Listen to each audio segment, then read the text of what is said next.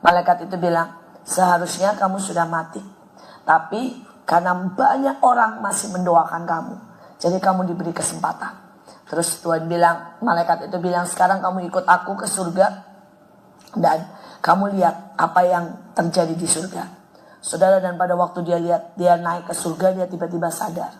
Dia bisa melihat bagaimana dirinya itu sangat kotor. Karena apa? Melekat kepada semua harta, keluarga, ya, kemewahan, semuanya saudara, pujian manusia, semua perkataan orang-orang, itu semua sangat mengotori dirinya. Saudara, dan bukan cuma itu saja, dia tiba-tiba sadar kesombongan itu sangat menjijikkan di hadapan Tuhan. Dan dia merasa selama ini dia gak sadar kalau dia sombong.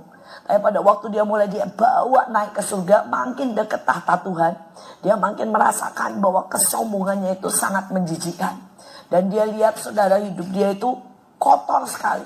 Baju dia kotor sekali. Berbeda dengan baju beberapa orang yang sungguh-sungguh saudara menyembah Tuhan, kenal Tuhan, dan sungguh-sungguh sudah berfokus kepada Tuhan. Saudara, dia dari Korea dan dia meneguhkan banyak hal. Yang pertama, dia sampai di pintu gerbang, tembok besar sekali. Dan itu 12 saudara. 12 seperti yang sering kita nyanyikan, 12 pintu gerbang, ini 12 saudara. Tapi itu tidak bisa dibuka.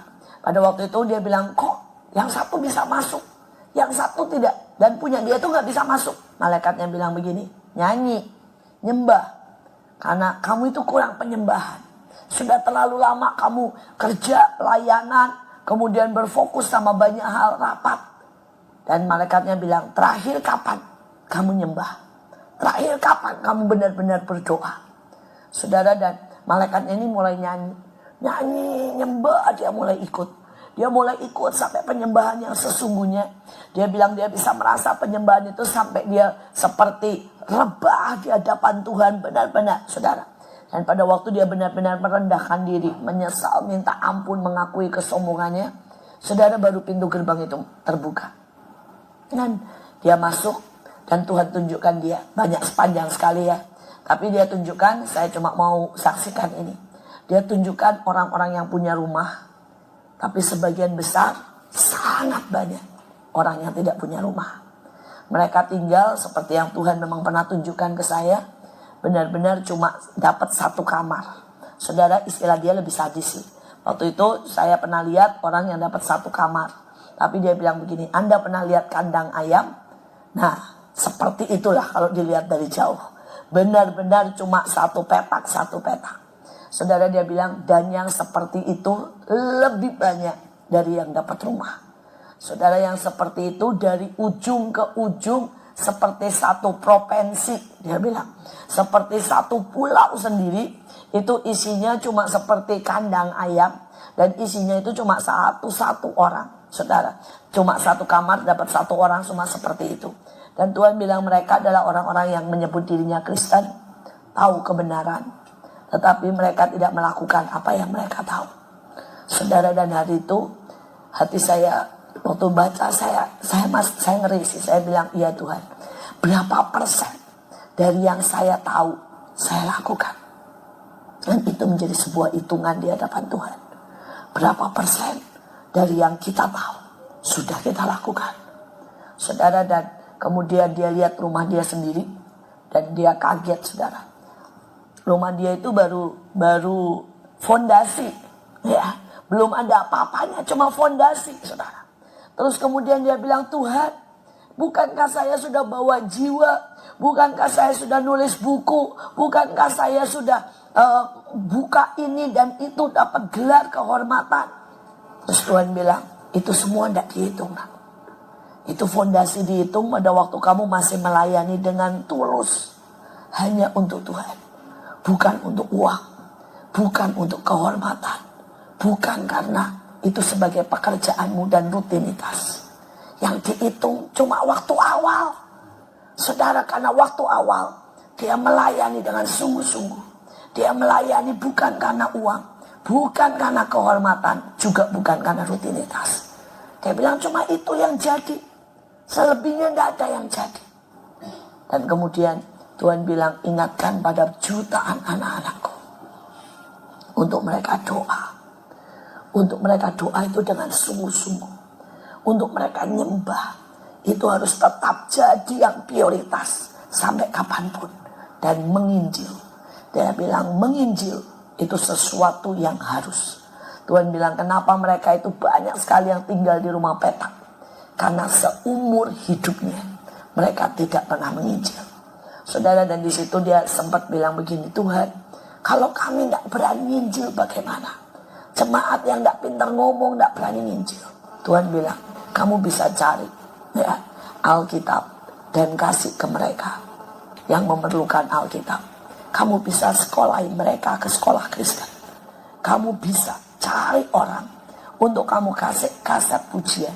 Kamu bisa cari cara, dengan cara apapun kamu nginjil.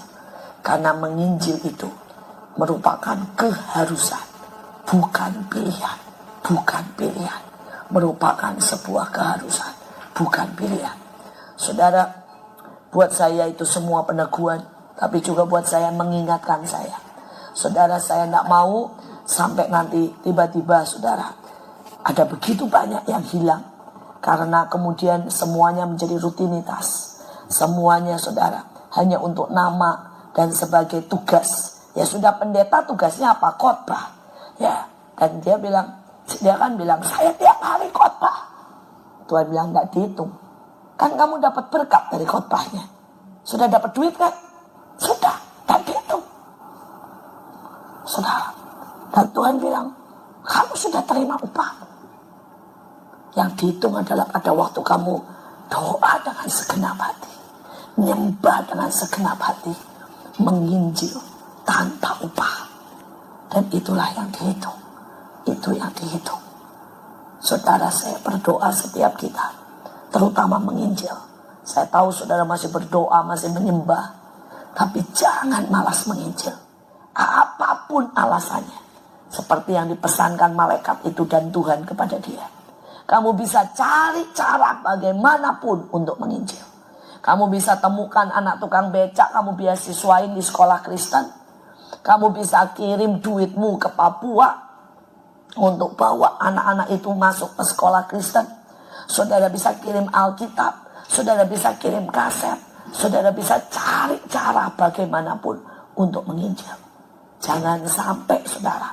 Dan saudara, dia bilang begitu sampai di sana, dia ketemu dengan orang-orang yang malu di surga. Saudara, semua orang itu bisa lihat. Mereka yang tinggalnya di rumah-rumah petak itu saudara ya, bukan rumah petak, kamar petak. Saudara, itu bajunya sama sekali tidak berkilau. Bajunya sama sekali tidak ada kemuliaannya, tidak ada permatanya. Saudara, bajunya itu cuma baju putih dan lusuh. Ya biasa sekali. Ya tidak berkilau. Dan mereka itu kalau jalan katanya menunduk. Dan mereka berkata, kami malu. Kami malu. Setiap kali ketemu orang, mereka pertama kali ucapkan nunduk. Kami malu. Karena kami bukan pelaku firman. Karena kami bukan pelaku firman. Coba seandainya seumur hidup. Saudara, seumur hidup itu artinya 2000 tahun, 50.000 tahun di surga kan nanti selama-lamanya. Kalau kita seumur hidup di dunia cuma 70-80 tahun. Seumur hidup di sana 1000, 2000, 50.000 tahun. Kita cuma jalan nunduk. Apalagi ini kita banyak perempuan di sini. Bayangin pakai baju putih lusuh seumur hidup saudara ya. Sedangkan yang lain pakai baju sangat bermacam-macam. Ya dengan penuh kemuliaan kita cuma nunduk dan berkata, aku ini orang yang tidak melakukan firman. Saya sungguh-sungguh berpesan. Begitu saya dengar, saya bilang, paksa diri kita dengan cara apapun untuk mulai menginjil. Supaya orang dengar ada Yesus, ada juru selamat yang mengasihi mereka. Saudara naik taksi, paksa bilang, Pak, Tuhan Yesus memberkati, Tuhan Yesus juga sayang Bapak. Paksa diri saudara. Saudara ketemu tukang sampah, saudara bawain kaos dan bilang, Pak ini kaos buat ganti atau ini minum. Pak, Tuhan Yesus memberkati. Ada orang yang peduli sama Bapak, ada masalah, berdoa Pak. Tanya, cari sama Tuhan Yesus. Saudara, tidak akan pernah sia-sia. Tidak akan pernah sia-sia. Ada sesuatu yang ajaib. Ya, saya pembantu kita. Jangan sampai. Ya, orang itu bilang, salah satu Kenapa orang-orang itu semua menempati tempat itu? Seumur hidupnya tidak pernah menginjil. Dan itu adalah syarat. Setidaknya untuk kamu punya rumah, harus menginjil, harus pergi dan kabarkan Injil. Saya berdoa itu jadi peringatan keras buat kita. Menginjil, ya, tidak ada alasan apapun yang boleh menahan kita untuk menginjil. Saudara, dan dia lihat di sana ada beberapa orang yang rumahnya paling besar dan paling bagus. Saudara, dan itu seperti gedung-gedung yang tinggi dan besar. Dan dia tanya, Tuhan, apa yang orang itu lakukan? Tuhan bilang, mereka yang memutuskan setiap hari seumur hidupnya setelah mereka terima Yesus, minimal 1 jiwa harus dengar Injil lewat hidup mereka setiap hari. Saudara pasti pernah dengar kesaksiannya D.L. Moody. Saudara, dia adalah salah satu orang yang memutuskan bahwa setiap hari dia harus bersaksi. Ya, bersaksi kepada 1 orang minimal untuk terima Yesus. Saudara, hari itu dia kerja, ngurusin segala sesuatu administrasi gereja, dan dia pulang jam 11 malam. Saudara, begitu dia baru begini, dia ingat, aduh, hari ini belum menginjil. Saudara, dan kemudian dia langsung keluar kamar, padahal itu sudah salju dingin, saudara ya. Dia pakai jaket, keluar rumah, dia cari pengemis. Pokoknya saya harus menginjil. Saudara, dan hari itu dia temukan seorang pengemis. Saudara, di pinggir jalan sudah kesakitan. Dia gendong, dia bawa ke rumah sakit, saudara. Dan kemudian dia kasih makan. Saudara, dia bayarin di rumah sakit buat dapat pertolongan seadanya. Dia injili tentang Tuhan, kemudian dia pulang. Saudara, dan malam itu, saudara, pengemis itu ternyata meninggal karena sudah paru-parunya ternyata sudah penuh dengan cairan. Saudara, tapi waktu meninggal, Tuhan bilang, kalau hari itu kamu tidak keluar, maka pengemis itu di mana? Tapi hari itu kamu keluar dan kamu tidak dituntut atas nyawa pengemis itu. Saudara, dan waktu saya dengar itu saya berkata, Tuhan, ini orang ajaib. Dia berkomitmen setiap hari, ya setiap hari, bahwa dia harus menginjil dengan cara apapun. Saudara, dan salah satu yang dilihat oleh pendeta Korea ini, rumahnya besar adalah D.L. Moody. Dan dia bilang, itu orang berkomitmen, kata Tuhan, seumur hidupnya. Sejak dia kenal Tuhan, setiap hari menginjil. Saudara, ingat, bukan hamba Tuhan yang besar, yang khotbah di mana-mana, itu yang dilihat Tuhan. Tapi bagaimana hati kita menyintai Tuhan, tulus menyembah dan menginjil, itu rupanya yang paling dilihat Tuhan, yang paling dicari Tuhan. Tuhan bilang, aku mati buat setiap mereka. Kalaupun di dunia ini cuma ada 1 manusia, aku mati buat mereka. Saudara, karena itu Tuhan bilang, masa sih aku yang sudah bayar buat mereka semua, mati buat mereka, kamu ini coba tinggal ngomong bahwa ada Yesus yang mau mati, yang menebus mereka. Masa kita tidak mau?